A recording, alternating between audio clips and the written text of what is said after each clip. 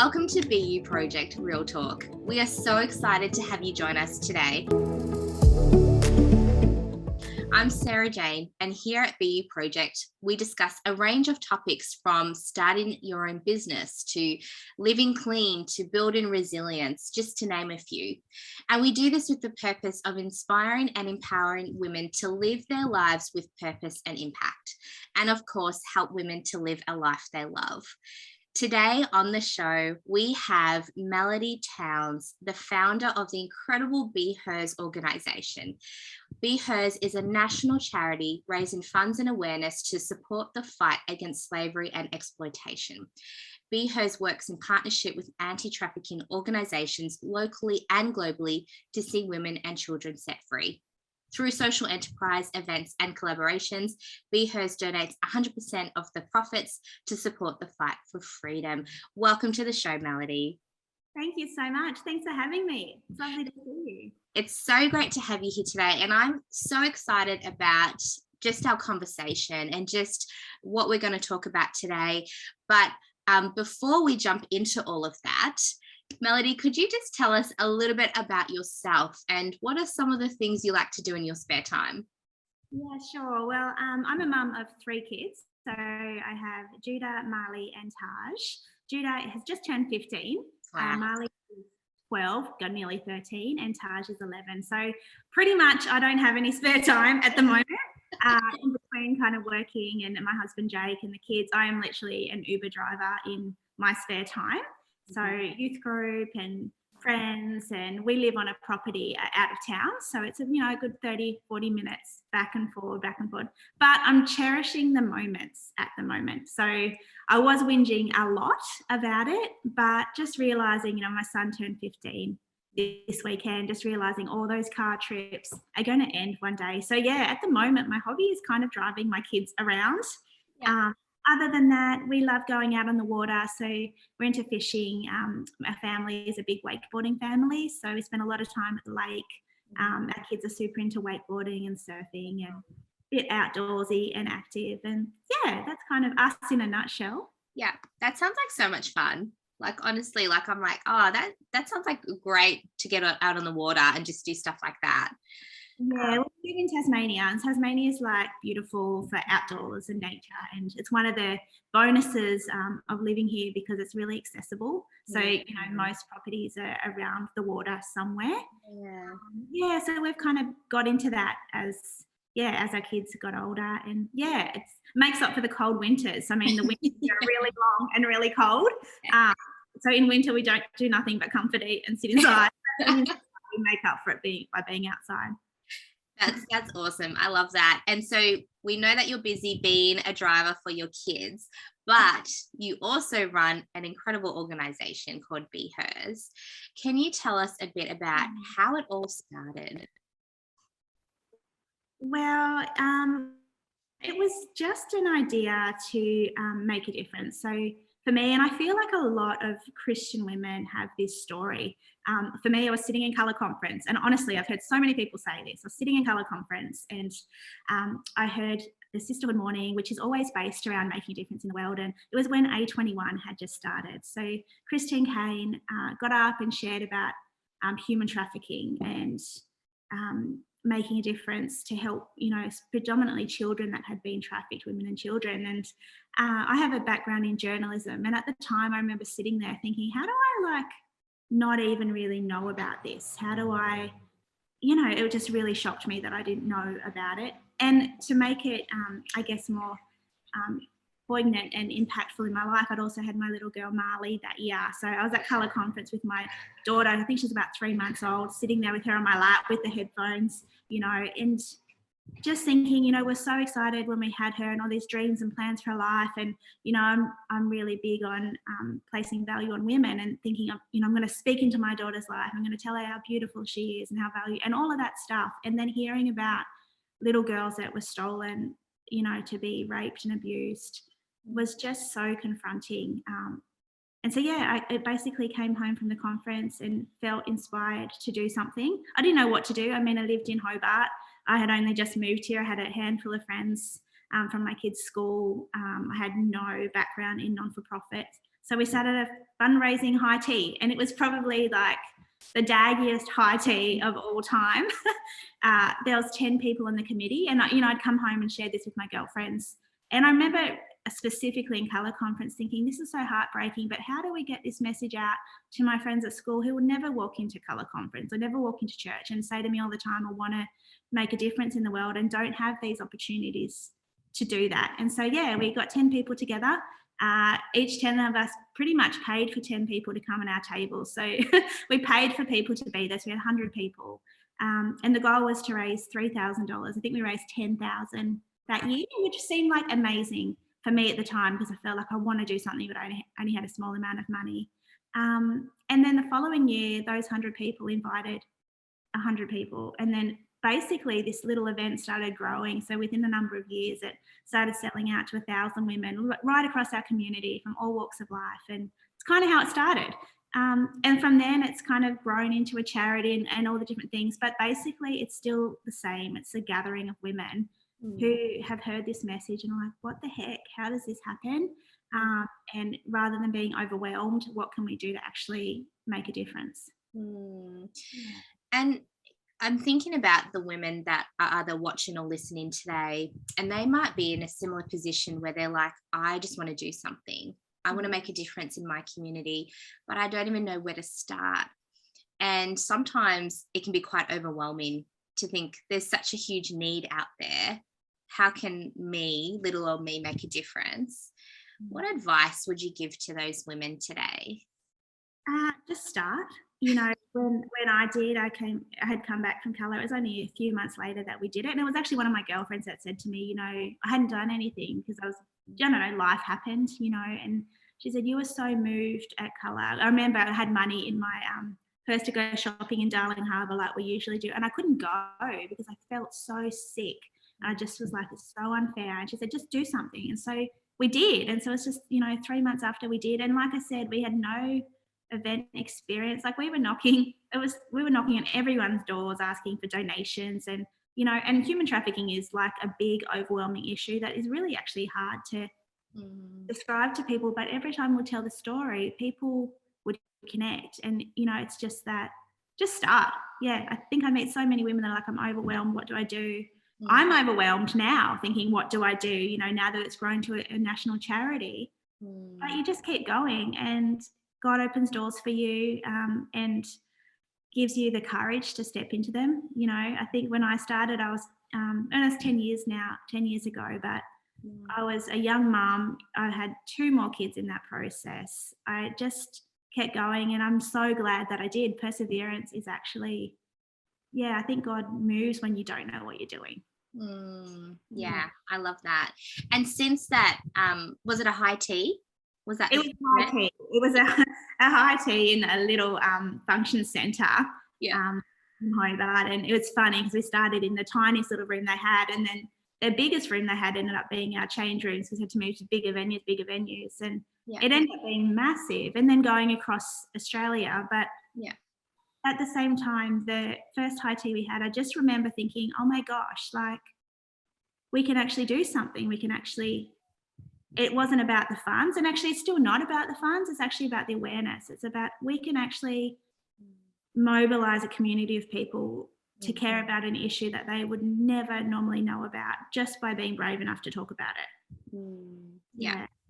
And when you first started, you started with the high tea. What happened after that?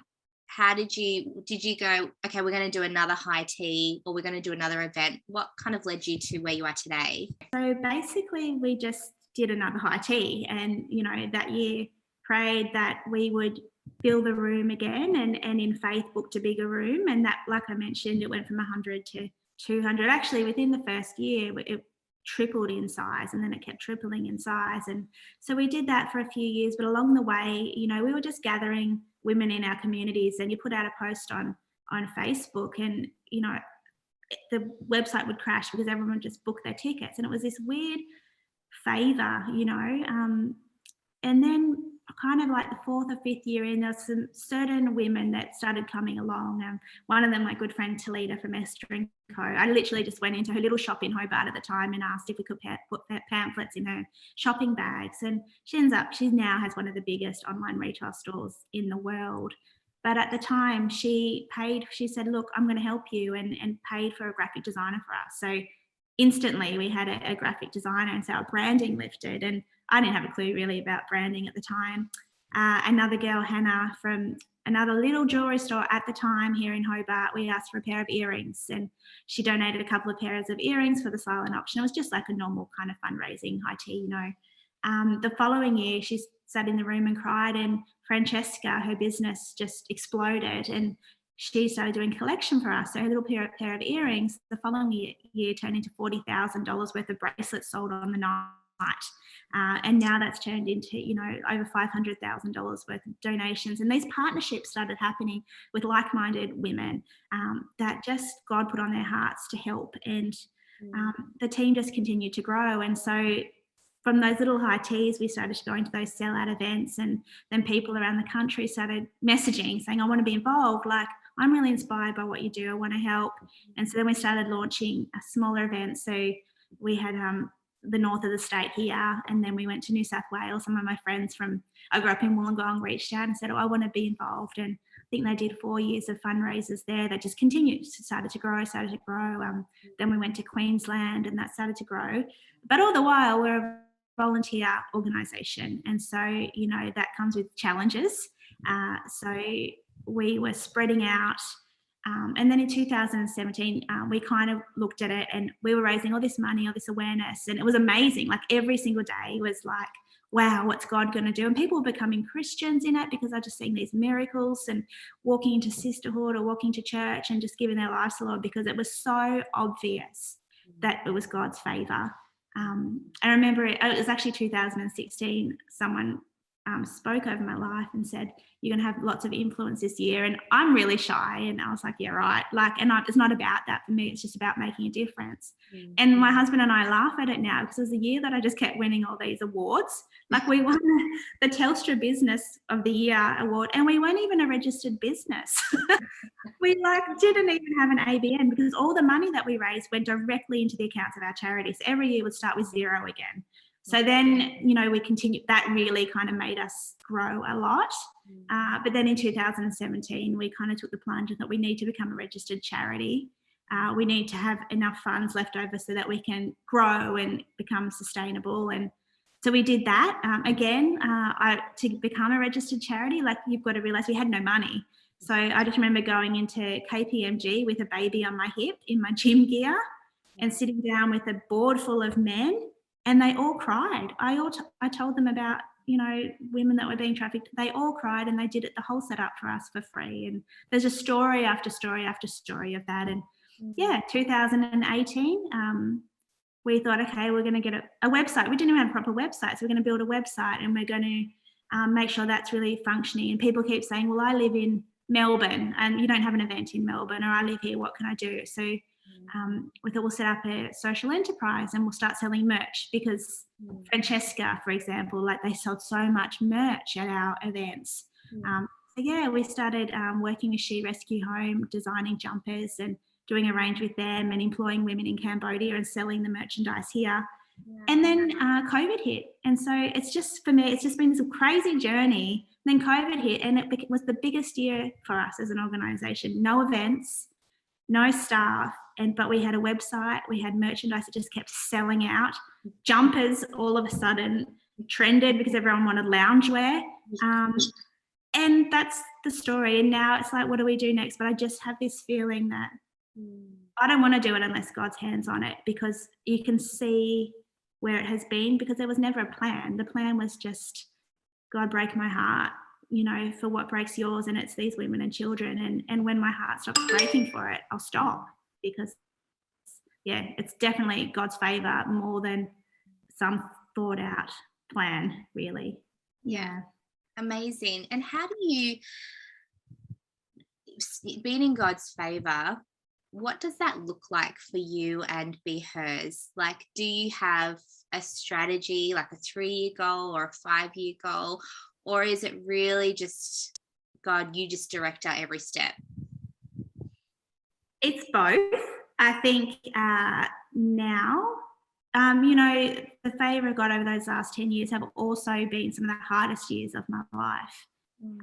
In those 10 years, there was just this unremarkable favor. Like literally every day was a miracle. Like you'd go to the post box and there'd be $5,000 check in there, or I ended up holding the Queen's baton. I'm like the most unathletic person in the world, but the whole of Hobart heard about human trafficking. Just these weird things were happening. But at the same time, my health started to decline really badly. So there's, I think there's always that spiritual battle in stepping out. And at this point in time, I think you do need a strategic plan. I think anyone that runs a business or an organization or a charity will say you need a strategic plan. And we kind of grew so quickly with so much momentum. There wasn't time for a strategic plan. Our strategic plan was like, God, we're going to do this and help. And then he did. But now I think stepping back a little bit, I feel like God's given me this gift and I want to steward it well. So this year is the year of the strategic plan. The 3-year goal, the 5-year goal, what are we aiming to do? How do we empower and mobilize the women that are leaning in so that it's not my organization. I want it to outgrow me so that other people can be involved. But even in that, I think last year I said I want to step aside and work on a strategic plan and not be so hands-on because I was packing and sending and getting a buzz. I think every small business gets a buzz when you get an order. And so I was busy doing that, and we made a decision that we're going to put on an operations manager, and we've never paid anybody. Like we've had contractors here and there, but to put on a full-time operations manager was our goal. And it was like, how are we going to do this? And within a month, we had corporate sponsors come on board and pay her whole year's wage, and the most ideal person come on. And so, I think for me, there's the strategic plan, but there's also knowing God's favor and faithfulness. And I feel like that there is a really good example of like, we had a plan, but we can't do the plan without God's favor, and so it's a bit of both. It's a bit of both. And most of our team aren't planners, so that's a problem, which I laugh at because I know you're a planner. We're like, we have these board meetings and we start with, let's get a plan, and then it's like, let's do this and this and this, and we go out into the most crazy ideas. Yeah. And so, Ali, our operations manager, is a planner, and she's like, girls, rein it in. But there's something in me that knows that God can do it as well. And so I'm also really aware that you can have a plan and then God can blow it out of the water and do something better than you plan. So it's diligence and, all the right procedures now, but I'm still, waiting for God's favor. And, sometimes the journey for me is God's favor when I'm sick, like the ability to show up and make a difference. And, even doing BHOs is a blessing in that because it's perspective. You can be at home feeling terrible and sorry for yourself, but then the perspective of what we're actually doing kind of gets out again. So, yeah. Amazing. And Melody, you mentioned that your health started to deteriorate. Did you ever have moments of going, I don't know if I could do this, like it's just too hard? Or did you always feel, no, I've just got to keep going? Bit of both, to be honest. On my days where I do feel, I have multiple autoimmune diseases, which and chronic fatigue, which really does wipe you out. There have been moments where I thought, I can't keep doing this. Like I've got to rest, and I have rested, and I have taken that time, and I think that's been the lesson for me is you can rest. And I've just said, God help me, like I can't do this today, and He always has.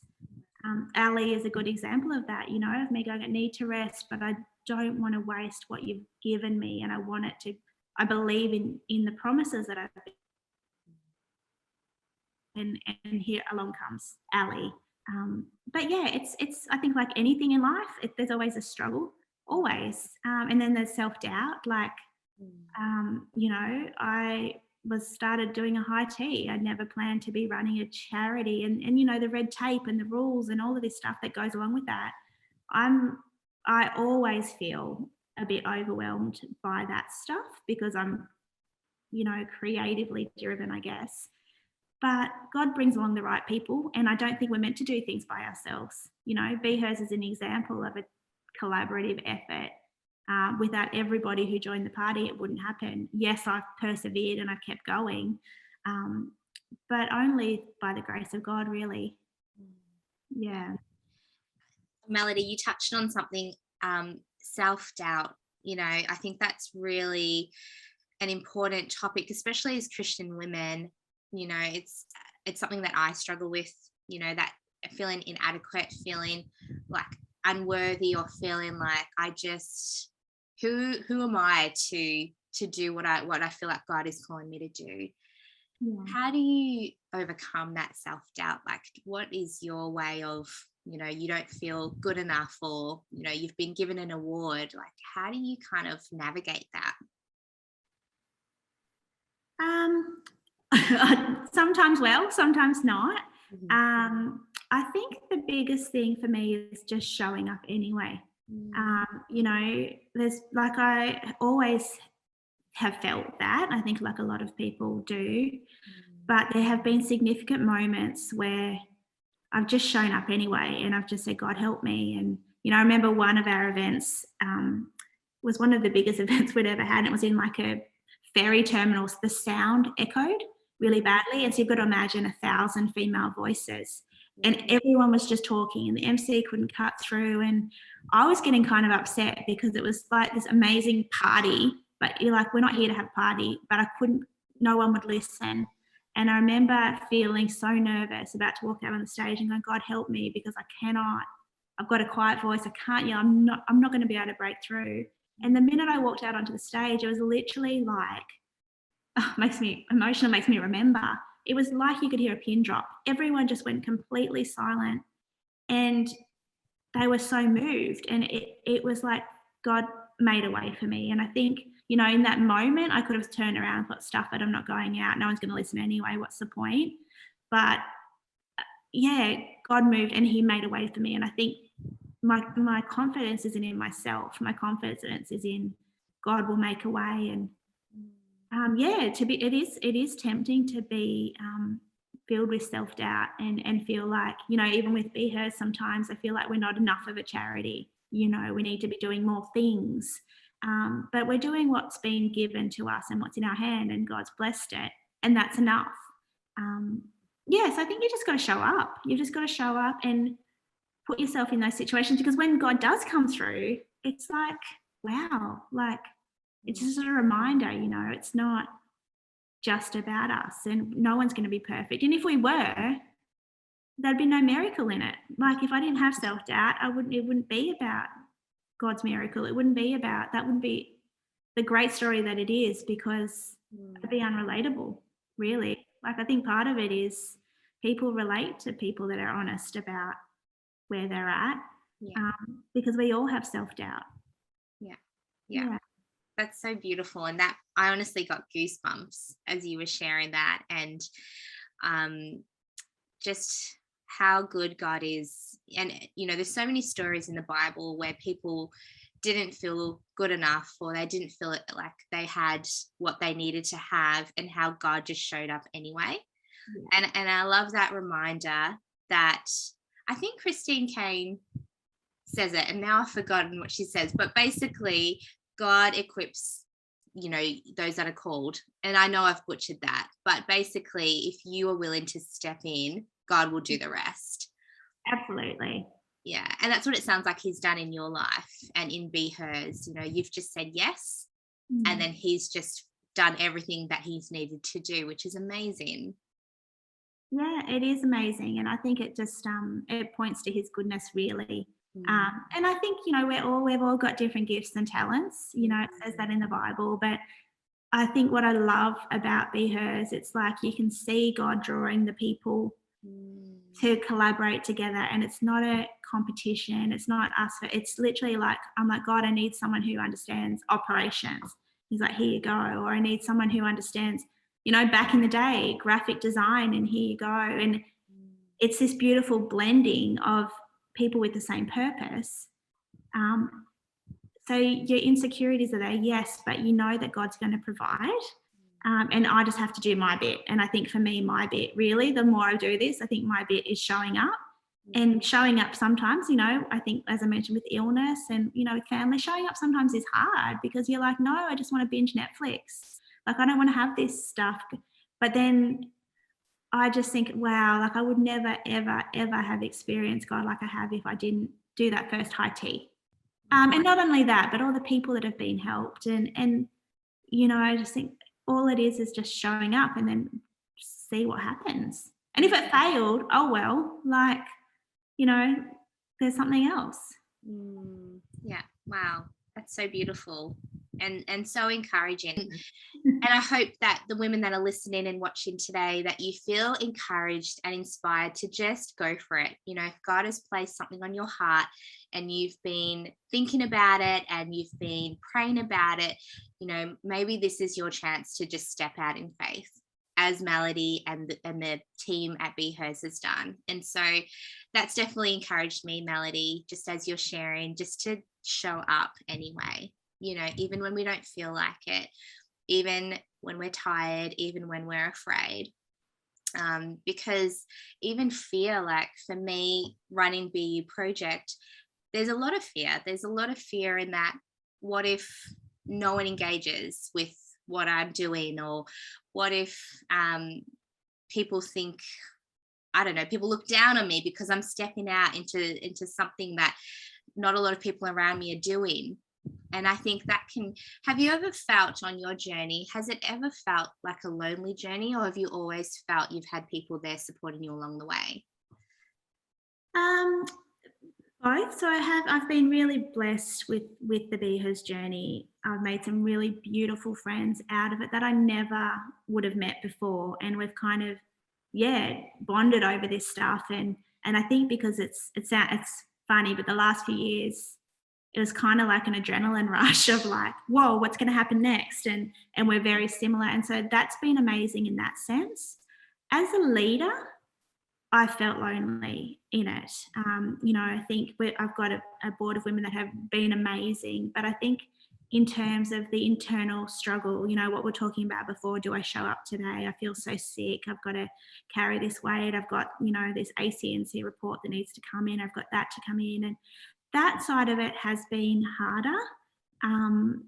And navigating leadership, it's amazing when it's amazing. And then I'm not very good at conflict. I'm not very good at mapping out, some of these projects and thinking through, the risk factor, all that sort of stuff. And that part of it can be lonely.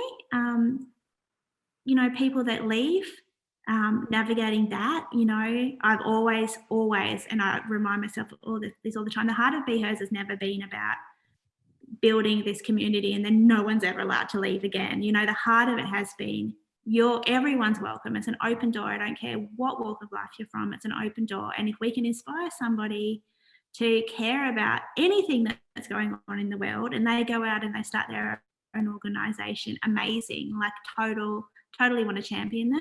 The reality of that, sometimes when you journey with people for many years and they go off and you kind of lose a friend in a way because you're doing life together. And I think that's been something I've had to learn to navigate, how to release people in a really healthy way, how to navigate some of this stuff, this self-doubt and show up. And I'm a bit of an open book, but learning, how do you not show up to your team meetings and go blah on everybody? How do you be strong but authentic?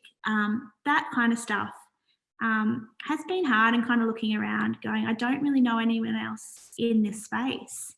Like I know people leading in churches. I don't really know very many people leading, in this space. And standing up in front of audiences of women that are unchurched and, leading teams of people and going, God help me, because I just am out of my comfort zone, I guess. And I guess there has been areas of it being lonely, but at the same time, my life is so much bigger for it. So much bigger. There's so many people that I've been privileged to journey with over the years that, like I said, I never would have met before, that have made me think about life differently. And even at the moment, we have a little sewing centre. We've employed some beautiful refugee women there, and that's so out of my comfort zone. I don't even know how to sew a button. But we felt just to help in our local community, and that journey has been the highlight of Behurst for me, walking through this life with this beautiful family from Afghanistan. And I don't know, I read a verse in the Bible yesterday about God placing the lonely in families, and I thought of this family, and they've become like our family, and I thought it was about us helping them. But when I've been in hospital before, the only person that brought me a meal was Stirai, who hasn't, and they've become my family, and just going, God knows what you need. Yeah. Wow. Amazing. I feel like that was a really long answer. It was really good. It was really beautiful. And you touched on something about authenticity. How do you stay authentic when you are challenged with conflict, when you are challenged with not knowing if the event's going to pull through, or not knowing if the finances are going to come through, or yes, you have people leaving and moving on to something else. How do you stay authentic in all of that? I think that the harder way to stay authentic is when things are going really good. I think when people are pulling, when you've got conflict and you've got issues, you're so reliant on God. And I know as a team, when we got stuff going on, we kind of band together and we're like, we need a solution, and we feel really close and we wait for the miracle. And but when things are going really good, like some of the moments where I've actually struggled with authenticity and have had to look in the mirror and think, who even are you, is when I've gotten cocky. It's when things have been going really good, and we've done an event and it's amazing and it's in the paper and everyone's like, wow. And you start getting a little bit like, I don't know, like your ego kind of jumps in a little bit. Yeah. And I noticed that if you're sharing about this issue, like the whole reason we do this, and it sounds scripted, and that's what I pray that, when that happens, I think that's when you lose your authenticity, because it's too easy. It's too, and I think for me, my prayer is, God, help keep stretching me, because I don't want to be like that. Yeah. So that's been more of our struggle to be authentic, has been when it's been really, it gets in your slipstream, and you start doing it, and you repeat the same story 300 times, and and everyone claps, and you're not feeling like, I always want to feel that moment of when I walk down on the stage, I'm like, God, please help everyone to shut up, because they don't care about me. I need your authority because I don't have any. I think the greater risk is when you do, and then it goes to your head, and and it's too easy. That makes sense. Yeah. Wow. That's challenging, but it's a good reminder. It's a really good reminder. Yeah. Melody, I just wanted to quickly just touch on the slavery and exploitation. So you support A21. Do you support other organisations as well? Yeah, we do. So we have a handful of organisations that we support, and we look at different projects every year. So as you mentioned, 100% of our profits go towards our foundation. However, if you make a donation to our foundation, the whole 100% goes. So any donations we don't touch at all for admin or anything like that. But we basically work with charities. A21 was the one that we initially predominantly worked with.